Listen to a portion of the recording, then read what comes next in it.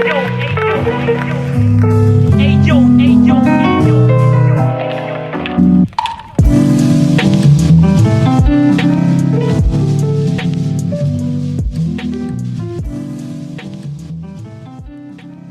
project is a no-profit foundation about visual art and photography. If you want to help us, just drop a donation on buymeacoffee.com/BerlinExplorer. So, welcome to this other appointment of 50 minutes of experience, and today I'm with Ariya Karatas from Bologna, Italy. So, welcome, Ariya.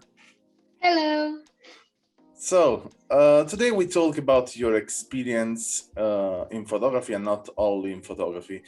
And as I know, you prepared something to talk about your next project, and I'm curious to know about that. But what I would love to know more in the beginning is a bit about how did you discover this passion for photography? Well, I think it actually started a long time ago when I was a kid, but I kind of denied it for a long time.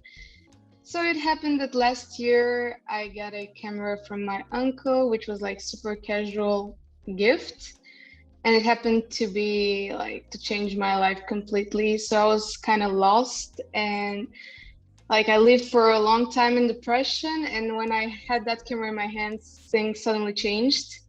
I had a different mindset and I started going out with a camera and it was like a film camera. So yeah, I was going out and I was exploring new stuff. And at the same time, I was finding a lot of beauty, which like helped me to get out of this hole. And yeah, and that's how it all started. And I just said, I can't stop doing this. It's my thing. It's quite a compulsion, I think it's an addiction for most of us. Exactly. Yeah, I've been working. It's really nice to understand why it's an addiction for every one of us, because every one of us has different perspective, different visual, and different way to use the camera. And as some they do it more street photography, more others they doing erotic stuff or anything else. There's always something inside of our picture, our way to shoot that hide also something about our sometimes trauma or perversion. What about Yeah, you? exactly.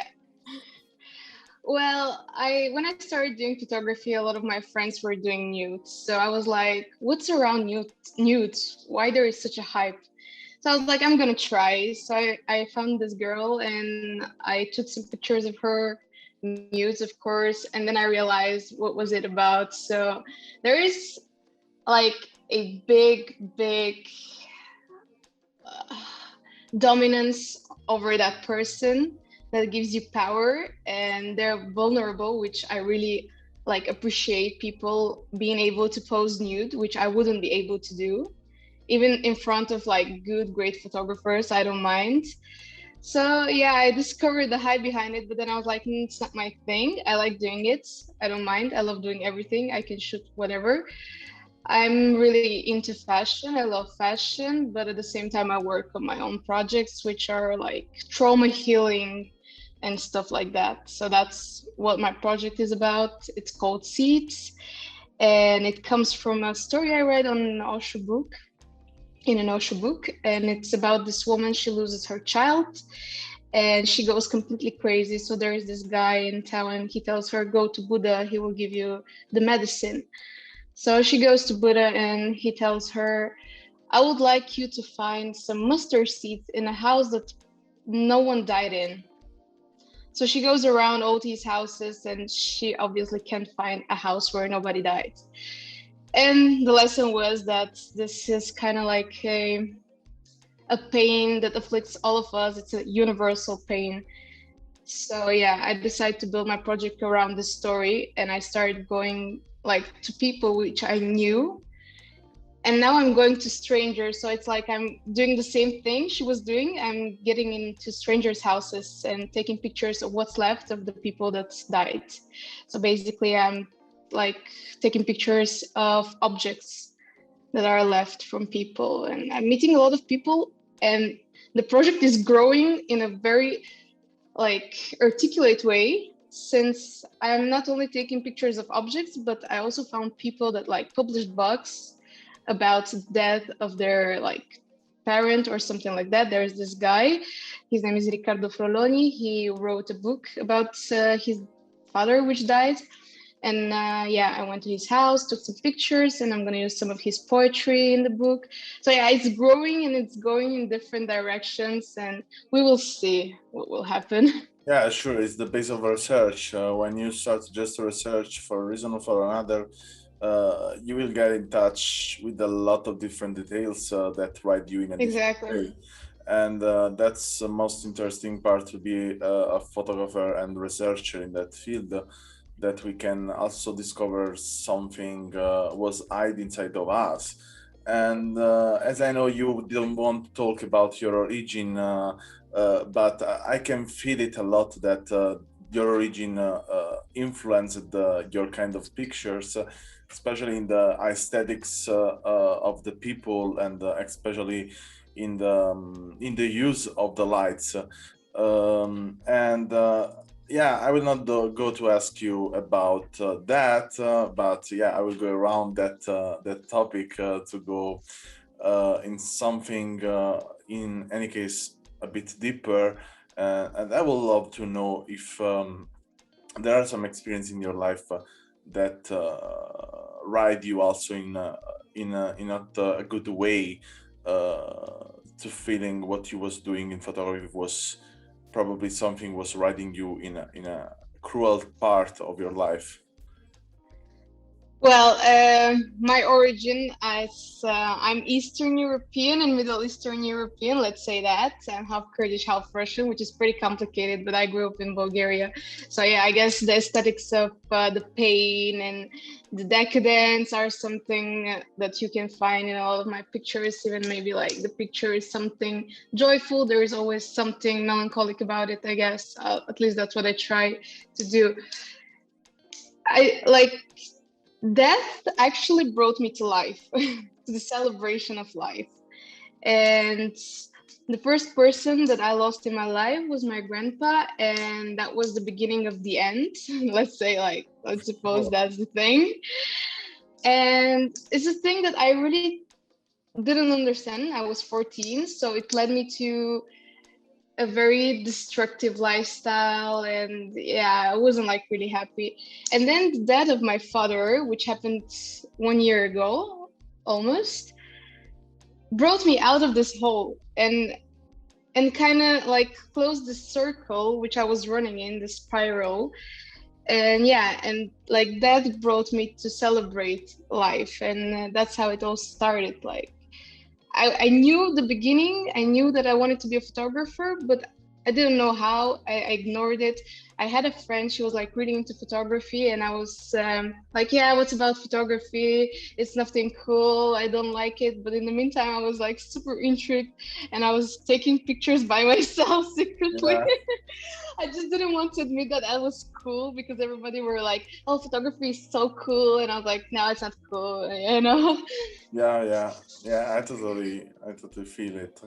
And I know that you spend most of your time in Lodi, that is quite away from Bologna. Um, Yeah.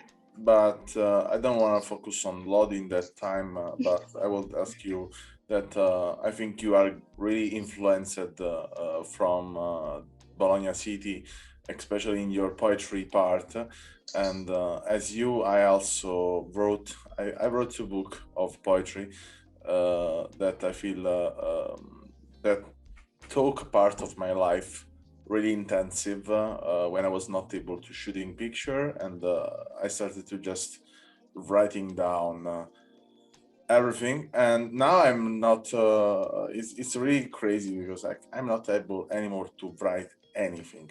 And Okay, that's an interesting point we're coming to. yeah, I mean, yeah, I was like, super over productive. I wrote kind of 2000 poetry in 1 year. Wow. Really, I had to put out a lot. And then from a moment to another, from almost 2 months after my mother died, just stopped, and I had no words anymore. Okay, I do And understand. I never goes back to write. It's I don't have it was just an impulse to put down words and writing. I was not really thinking about poetry. I never had the like passion to writing something. Okay. Just started from a moment, stopped at another moment, and I'm curious to know how the poetry influenced the photography, or how the photography influenced your poetry. Well, I know I would I would not ever define myself with a label, but I have always felt more as a writer, like to myself, if I speak to myself honestly, but not like a writer that wants to do that as a job, but just a person that has the necessity to write. So I started writing when I was a kid, before photography, of course, because yeah, that's what it happened. Like, I don't know, just the way it is. And honestly, I'm not able to put the same energy in both, and not I don't always have the same energy. I mean, sometimes I'm like really busy with photography and I give all of my energy to photography, and other times it's poetry. And I think both are communication tools, so it depends on what you want to communicate. Like, I usually don't let anyone read my poetry, and it's something very personal. I started doing that lately, and I'm working on a book of poetry and photography. But yeah, it's just two different communication tools, and yeah. I feel them. Just They are really, really similar. I think photography is a good medium to have these similarities to poetry, because it's composed by metaphor most of the time, and it's composed by true. details that everyone recognizes in a different way. And the poetry has the same power of photography. Let you travel in some meaning of the words, and you just jump from a meaning to another, because sometimes there is this analogies of stepping out from the real meaning of the word, and photography has this power. And yeah, was in my experience was really good that I started to write and to read more about also meaning and etymologies and the logic of the writing, to understand better how to work as a curator in photography. And I understood also the real importance of using picture as comma and point inside of a storyline. That's detain the rhythmic inside of a book. That probably something not everyone focus in a work in photography, but I think when we have really strong picture, really strong scenery, it's really important. Then we take a breath between a story and another, or between a chapter and another inside of our story. And I want to know how much is important to breathe inside of this process for you. To breathe. Yeah, to breathe, to just breathe inside of your life. Well, I do breathing exercises because it's sometimes really hard to breathe. So yeah, I have this thing. I take deep breaths almost all the time when I feel like I'm stuck or whatever. But I don't feel that stuck anymore. I feel like I'm pretty fertile, like in my mind. But I wanted to say something about like poetry, photography. I think they're both should be looked in a book, like there should be taken by a book. So you read poetry not on your computer, you read it in a book. So it's photography. So you can, as you said, you can put a comma or whatever you want. Like, that's the way photography should be seen on paper. But at the same time, I believe that poetry is more honest than photography. To me, photography, the picture itself, it's not reality. It's something you create. So, yeah, to me, there are two different things, but they should be taken in the same, like in the same way.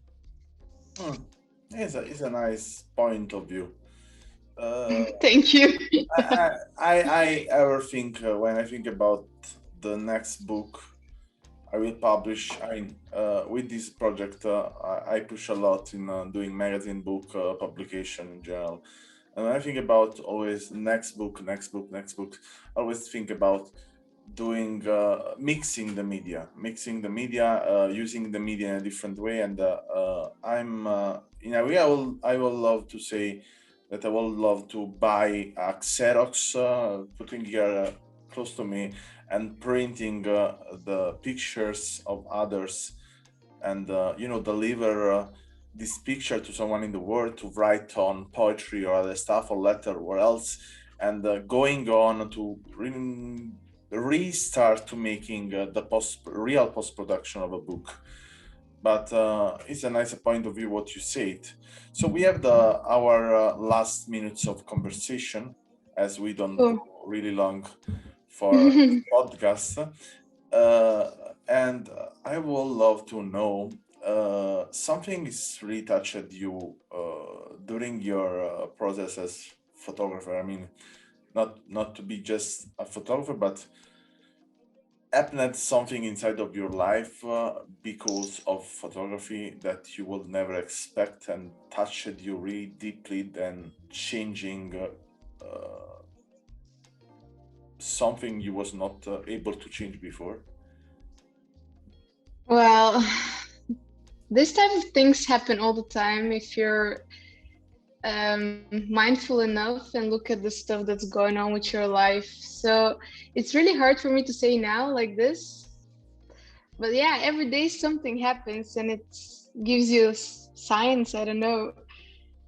Actually, not sure. Probably because you're asking me right now, I cannot answer. But when I will like go in my kitchen and start cooking, I will have the answer for this. Yeah, the silence is always the most inspirative part of our life, I think, and every answer will come always some minute after we was thinking about. Yeah, it's like, what's your favorite song? How can I know? I don't know like all the songs of the world to choose one. It's hard question. This is hard also for me. I mean, fortunately, not anymore. Someone asked me, "Oh, what is your favorite song? Oh, what is your favorite color? Oh, what is your favorite food?"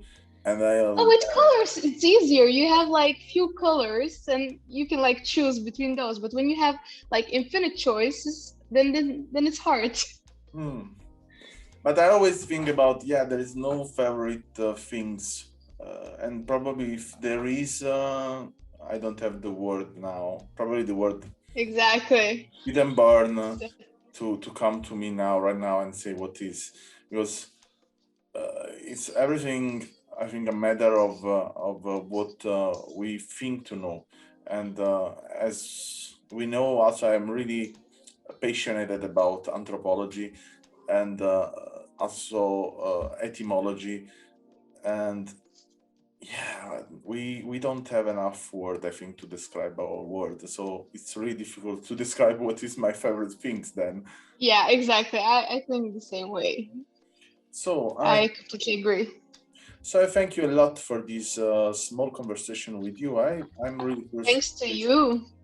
to see your evolution in your project and what come out from your mind and your vision.